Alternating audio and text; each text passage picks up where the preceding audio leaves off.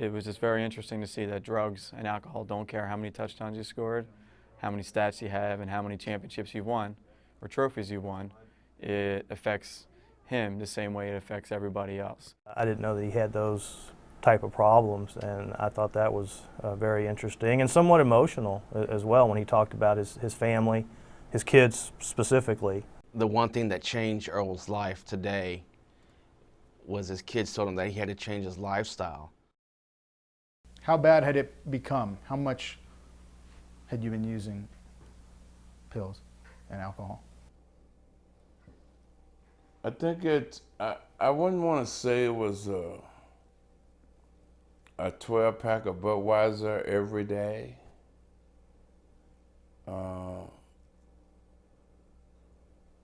I say it was 4 or 5 beers every day. And whenever I felt like pain, I'd take 2 or 3 pain pills or something like that. And what did your sons say to you that turned it around?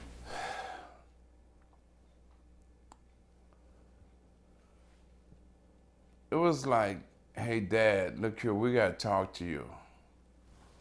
Christian said, Tyler said, Christian, you tell him. Christian said, no, Tyler, go ahead. Christian, go and tell him.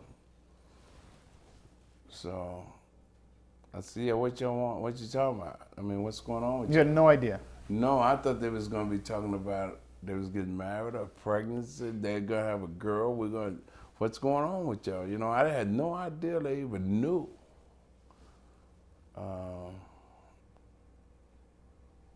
Christian says, Dad, we got to talk to you about something, drinking and taking those pills, and you know that's not right. I say, hey, man, listen, the doctor, you know, he told me to take them pills. He said, but Dad, you know what you're doing. That's not the way to do it. Tyler said, Dad, you know what Christian talking about, right? I said, hey, man, here are the pills right here. He said, no, you keep them, Dad.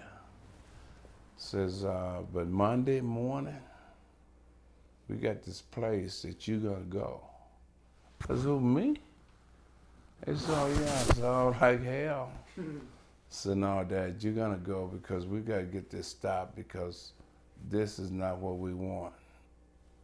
And you're gonna mess right around and be like Michael Jackson, gonna be dead. I said, well, I'll tell you what, I'm gonna go get a haircut and I'll be back later. I said, yes, but you remember Monday? I said, yeah, sure. Let me get out of here. So when I was driving to the barber shop, man, I felt that small. I felt like I had failed at anything I had ever done because my children knew. And I didn't care about nothing, but my children knew what was going on with me. You know, I didn't think it was no problem. But they knew Daddy was drinking beer, and here I was telling them not to do that, be a man, be nice, and I had me a problem. And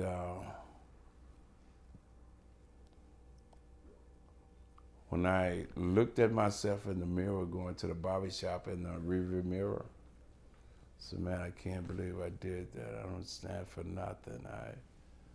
I'm a failure. I've messed up. Then I said, I'm just not good. And Monday rolls around. I got to the rehab center in South Austin, and the lady is talking to me, and I was like, hell, you gonna take my telephone? I got to have a telephone. I got to run the business. You're not only gonna have no telephone, you're not gonna have your mouthwash. I say, hey, man, what the hell you think this is? Tyler says, Dad, you should be shaming yourself acting like that. I said, okay. Take what you want, ma'am. The hell with it. Just tell me where I gotta go. One night after going to these little sessions about my group, which was like 10 or 15 people, I was in that meeting and I heard them talking, and I was participating in there, and that's when I figured I got a problem. And I went back to my room and I asked God to forgive me, to take that Budweiser and the hydrocodone away from me. And I still have to take medication. I just don't take medication and drink. I go to AA meetings, I participate, I talk about it publicly, and I'm not ashamed of it. And I try to let people know.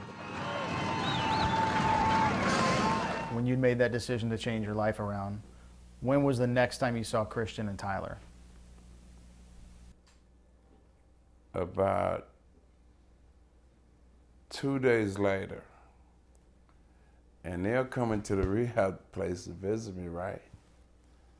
So one day in there, Tyler said, "Yeah, Dad." I mean, they're happy. They're like nothing has changed, you know, and I'm feeling embarrassed to even look at him. He says, "Dad, what's really amazing about this? You think you've helped some people before. Now you're really gonna start helping people. People really gonna like you now." And I'm saying, what the heck are you talking about, son? But he knew what he was talking about and he was right. Where do your sons get off teaching you all these lessons? No matter what you do, how you think you're doing it, how slick you think you're doing it, as a kid, they see everything the parent do. You can't hide nothing. If your father were alive today, what would you ask him?